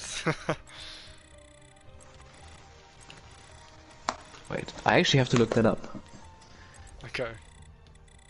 There's also a maximum time per stint, and I think that was 70 minutes. Like, you're not allowed to drive for longer than 70 minutes. Okay.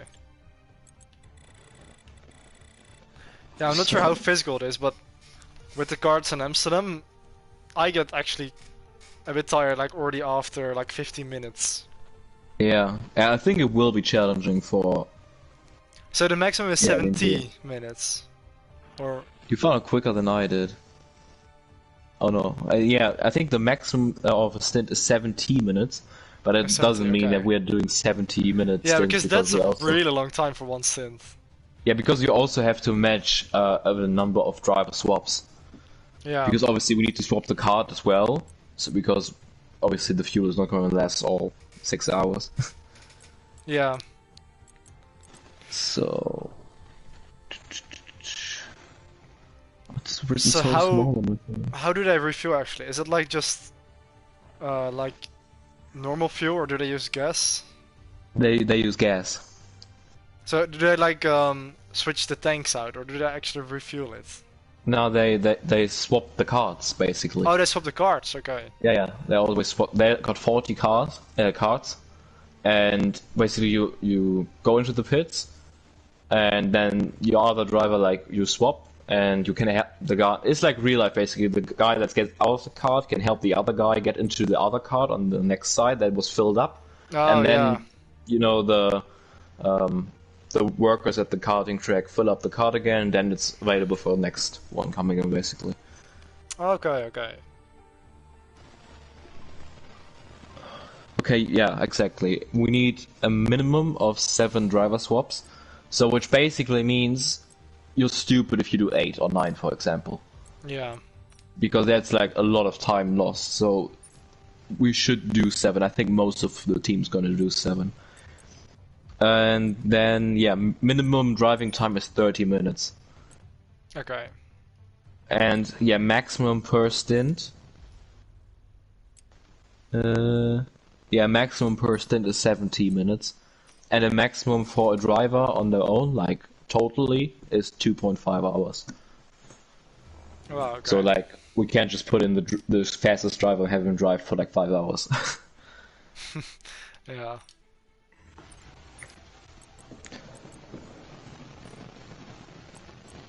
We also got a minimum pit stop time, so it's not that much of a rush.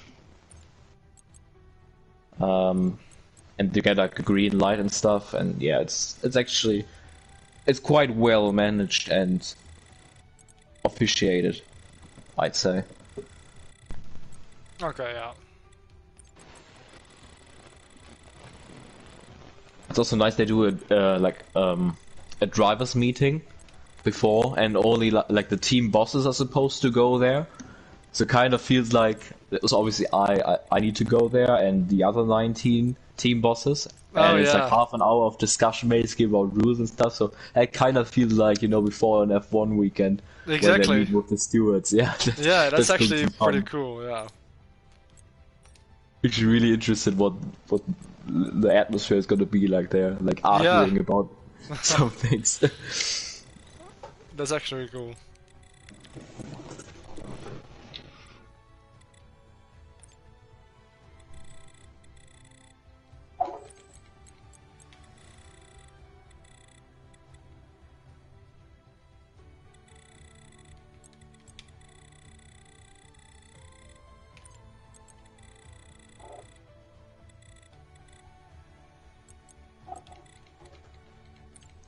Also, they're really strict with the weight as well. Like, as soon as you end the stint and get off the cart, they literally like straight away take you to the weight bridge, basically, to weigh you with like your equipment and your additional weight. Okay, yeah, that's also quite like professional. Yeah, so you're like never get underneath the minimum weight limit. Yeah.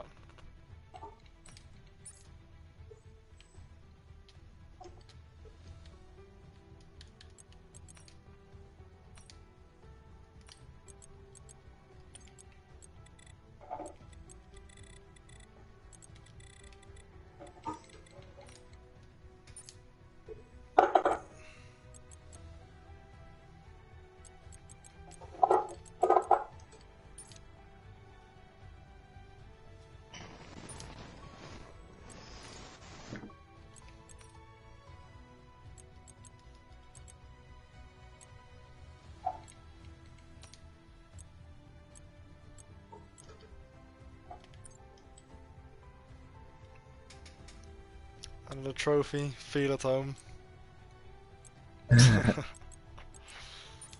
Great. Yeah, I can't believe I'm doing this, but I'm actually changing the furniture now. Yeah, I did that once when I opened the game and never touched again. And obviously when I got the 2 Ferrari supercars, I just parked them there. And that's it, like, because you usually, obviously, if you own a supercar, you obviously park it in a living room. Yeah. The most normal thing.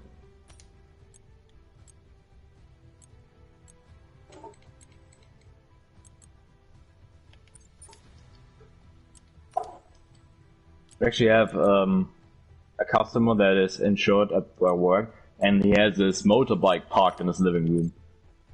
Oh, that's really cool. Yeah, that's nice, yeah.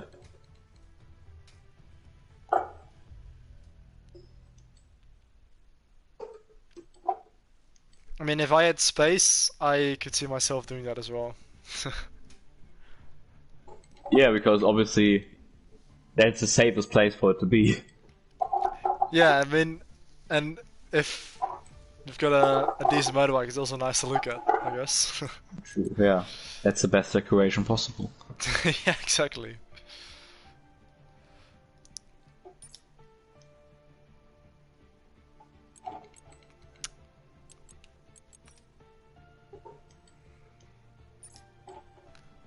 I kind of want to have the wooden floor now, but it's locked. I feel like mine turned out really black, like everything is so dark. Yeah, I prefer dark colors, I think, as well, over like white or really light colors.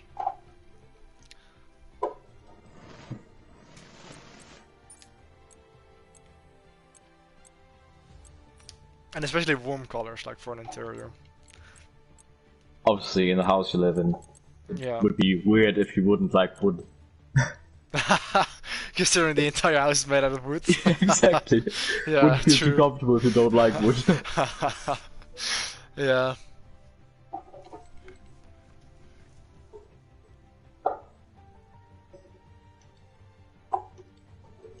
Oh, the traction, Jesus. I don't remember the last time. I've been stuck on 19 laps for like 15 minutes. I haven't completed anymore. Oh, yeah. Yeah, I guess in time trial it's easy to kind of get sweaty and just kind of try and nail a lap and just keep restarting.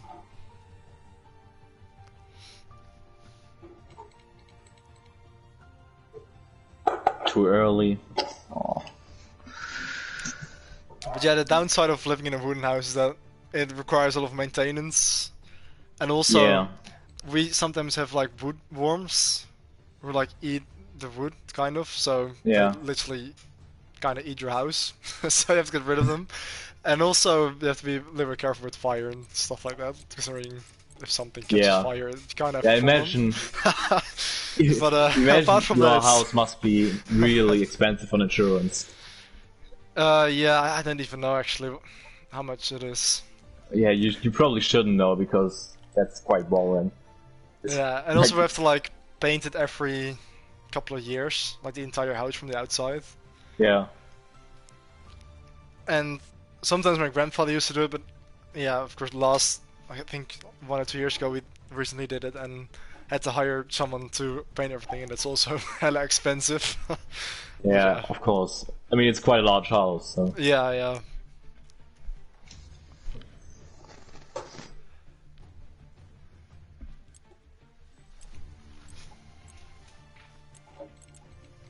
think your house would be great for my dad, because my dad loves working around the house. Like building things and stuff, and renovating, and... Yeah. Yeah, he would enjoy that for sure. Yeah, he probably would. Like, my mom recently just mentioned that she would like maybe a new bed, because the current bed they're having is quite old. And my dad was like, yeah, sure. Yeah, now he's renovating the entire the entire like bedroom of my parents.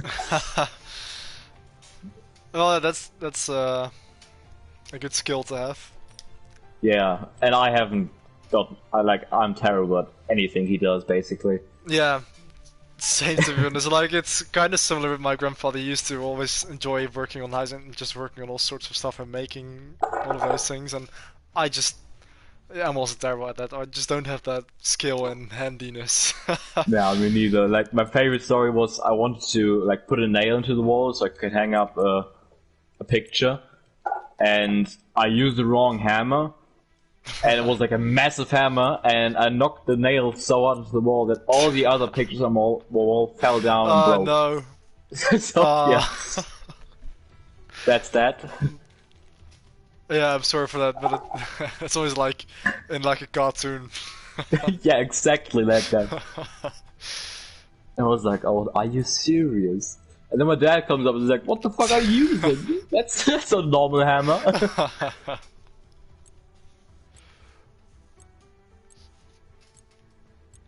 But yeah, I was really proud of myself because recently I changed the number plate lights on my car, all on my own. Oh, nice.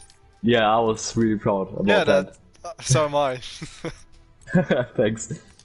Because I came home from the trip, turned on my car because I wanted to take it to a gas station. Yeah, first thing I see, warning. I'm like, oh, are you serious? What's wrong now?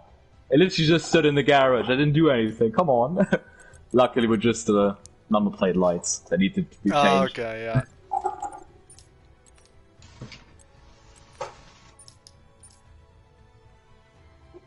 It looks a lot nicer now as well because I bought like new LED lights and they're like really bright. Okay, nice. So it did kind of get an upgrade. Yeah. So how are you enjoying having a car and driving the Alfa Romeo? I love it. I really love it. I am having so much fun driving the car. I always have to keep myself from driving more than I need to just because of the gas prices. Like, when I have to go somewhere, like on the way back home, and I see I got some spare time, I like to like drive like a detour just for the sake of it. Okay, wow. I mean, I can imagine having your own car and having a nice car as well. I think I also just enjoy driving by itself. I don't know. Maybe it's because I only been driving for like half a year, but I really like it. No, good to hear.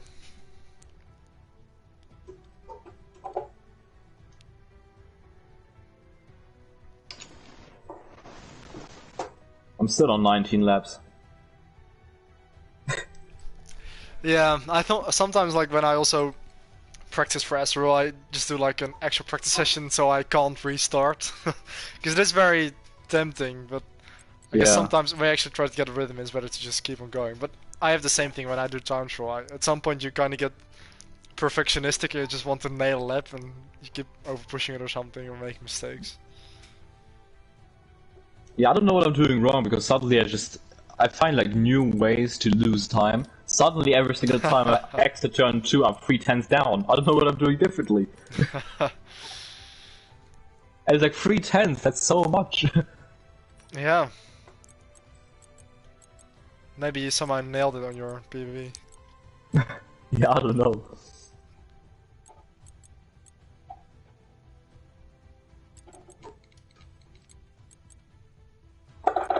Too early.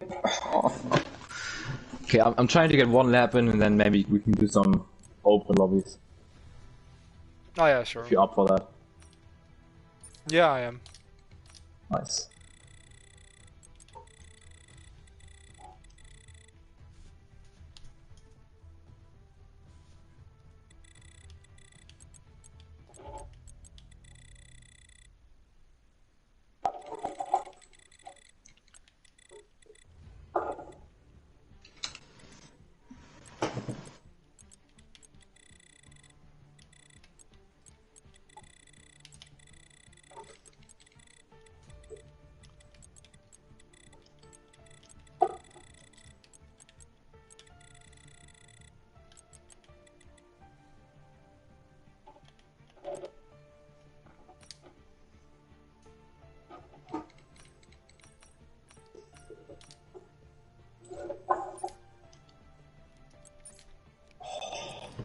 awful.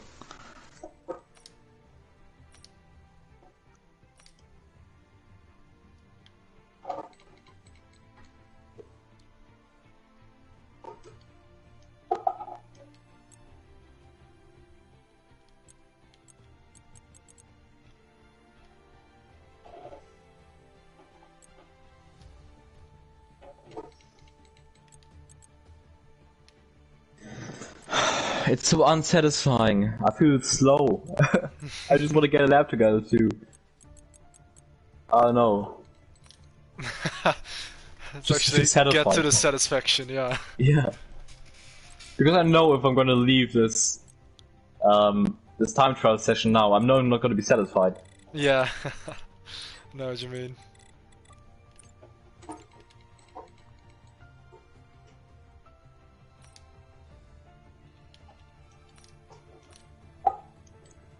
Nice, I made it past turn 3.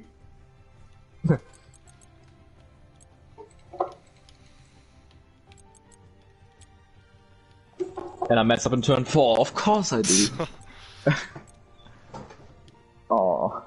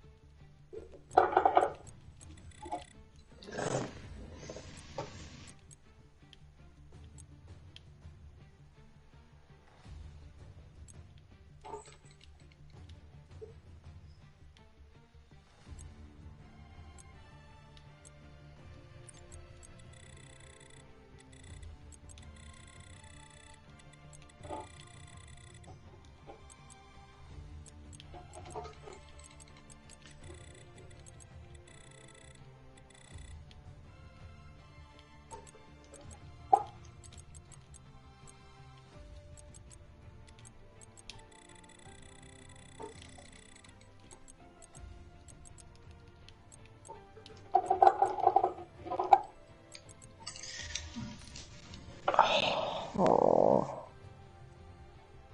Okay, 2 more tries. Come on.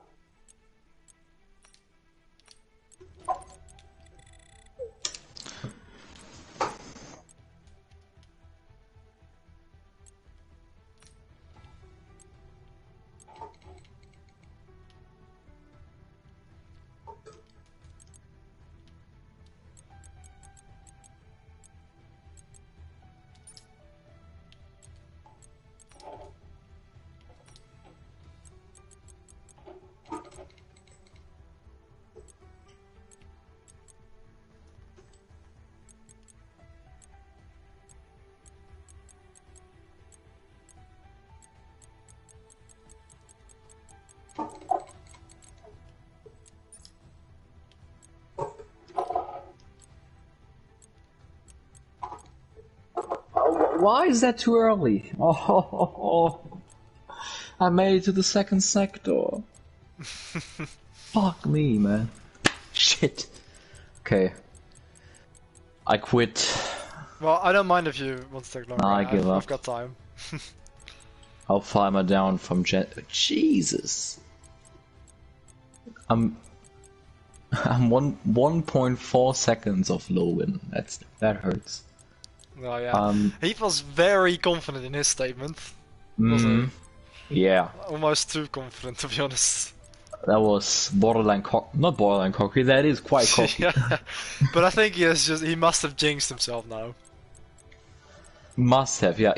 Imagine if he doesn't win the championship now. Yeah, but I don't think he is, to be honest. I think I don't know. I think he shouldn't have said that. Yeah, could be a big own goal. Yeah. I love how Van Tracy even said, "What if I think the same?" or something like that. Or what if I want the same thing or something? I believe he said that. Yeah, I love Nicola because Nicola is so he is being very self-confident, but without him realizing it, because he's just, I don't know, he's not conscious about being a little bit cocky, but he is. But in that way, it's kind of cute the way he is. It's like he makes he always sends me audios on WhatsApp, and he goes like, "Yes, Andrew, I just saw you. You were quicker than me at Bahrain, so I put in a lap. I'm now 5/10 quicker than you. So yeah, I'm happy."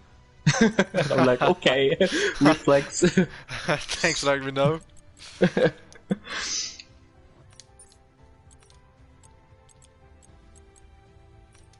So yeah, I just decided to quit. Okay. I didn't make it to 20 laps. That's a shame. I literally spent 20 minutes and didn't get a single lap in. I blame you, because ever since you joined the party I've been terrible. Well, it was your idea to for me to join the party. Maybe it was a distraction. Yeah, maybe. I guess talking is a bit of a distraction, yeah. It is, yeah.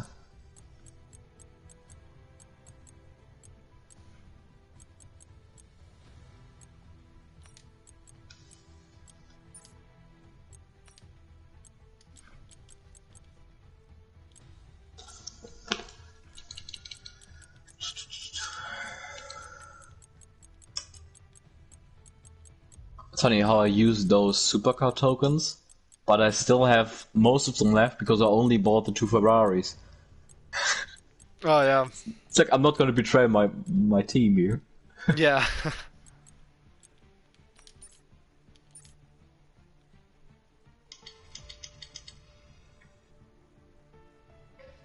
I'm gonna search for a lobby. Okay.